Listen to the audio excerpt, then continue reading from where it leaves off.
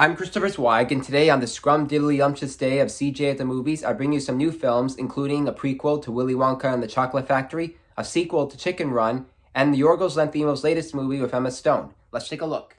Our first movie is Wonka, a prequel which will obviously never top the Gene Wilder classic, but is still delightful for children of all ages. Timothee Chalamet, one of our finest young actors, has darker hair than Wilder's as the young Willy Wonka, the chocolatier and dreamer who comes to a European town to share his candies with the world, if only he can dodge the machinations of three evil chocolatiers who plan to get rid of him. You can't get a shop without selling chocolate, and you can't sell chocolate without a shop.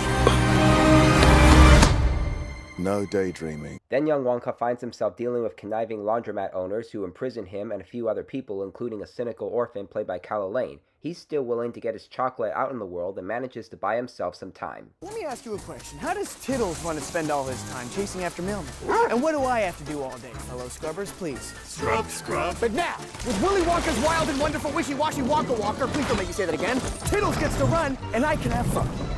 Scrub. Just popping out for a bit. I'll be back before roll call. Until then, Tiddles has agreed to... Scrub. And what isn't a Willy Wonka movie without an Oompa Loompa? Hugh Grant plays one who constantly steals his candies to make up for what the young chocolatier has taken from Loompa Land. Allow me to refresh your memory. Oh, I don't think I want to hear that. Too late. I've started dancing now. Once we've started, we can't stop. Wonka was directed by Paul King, who shares the same lovable and jolly appeal as the Paddington movies. I can imagine a parallel universe where Jeremy Allen White plays Wonka because of how he looks like Gene Wilder, but still Chalamet shows the same kind of youthful spirit that Johnny Depp had in Ed Wood, and I like the exuberance in the good guys and bad guys. The movie is funny and sweet, and while we still prefer the 1971 classic, we're still delighted by its candy-coated charms, so check it out. Okay, here's another movie that I can call exuberant, but it's more for the adult crowd. It's called Poor Things, and it's the latest movie directed by Yorgos Lanthimos and starring Emma Stone, who both collaborated on The Favorite. This time she plays a test subject for scientist Willem Dafoe, who brings her corpse back to life but gives her the brain of a baby. She shows off some very immature behaviors, but is old enough to know about the joys of sex. And there is a world to enjoy, circumnavigate. It is the goal of all to progress, grow. A woman plotting her course to freedom. How delightful. She then finds herself traveling the world with a slick lawyer played by Mark Ruffalo using a Peter Sellers accent. Eventually, he loses his mind with the girl's extravagance. What you keep doing that for? A man over there repeated blinks at me. I blinked back. For polite, I think.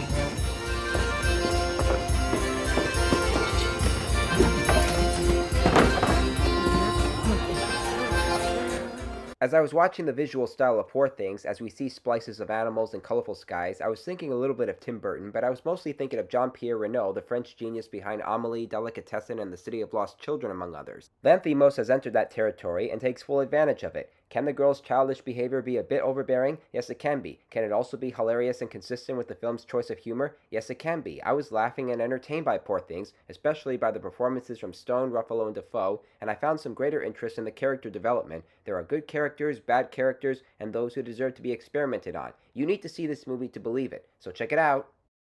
Our next movie is A Disturbance in the Force, a documentary on how the infamous Star Wars holiday special was created and how many people, including George Lucas, hated it. It only survived through bootleg copies of it. I wanted to see this more than I wanted to live. We're starving as fans for anything Star Wars. So funny and so stupid at the same time. We have seen something that we weren't supposed to see. How did this happen? This doc is entertaining and nostalgic in the way it represents how the early days of franchises were not as commercial as they are today, which led to the creation of the special to warm up fans for The Empire Strikes Back. And despite the negativity, fans still believe this special serves as an important part of the franchise's history.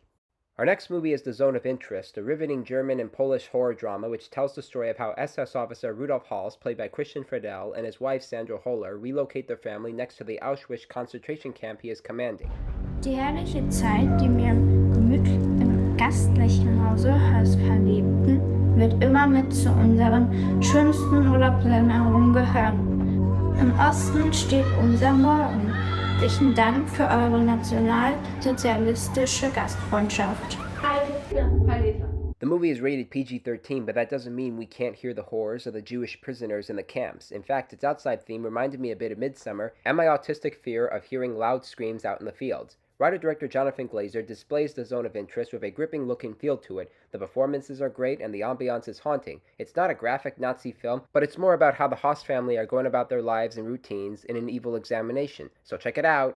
And our last movie is Chicken Run: Dawn of the Nugget, the 23-year-old sequel to one of Aardman Animation's most celebrated movies. This sequel isn't as crispy as the first film, but it's still tasty in my opinion. Now that the chickens have found their sanctuary on an island, the brave chicken Ginger and her rooster husband Rocky, now voiced by Thandiwe Newton and Zachary Levi, both have a daughter of their own named Molly. She's voiced by Bella Ramsey from The Last of Us, and the fruit doesn't fall far from the tree. Can we go over there?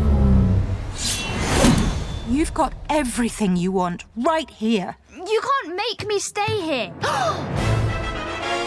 She's left the island. Molly makes her way off the island and travels to a chicken factory with a new friend. It's basically Pleasure Island for the chickens, only instead of them turning into donkeys, they turn into chicken nuggets thanks to a familiar face. There's something strange about this place.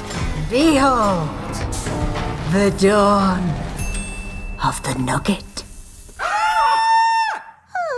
Chicken Run: Dawn of the Nugget is derivative of the plot from the original, as Ginger, Rocky, and the rest of the flock must break into the factory, and I agree that replacing the original two lead voice actors because of their age is a little harsh, but I did like the sequel for its bright and colorful look, the attention of detail to the clay animation, and the mother-daughter story between Ginger and Molly. Again, it's not as crispy as the first, but it's still good enough for me, so check it out.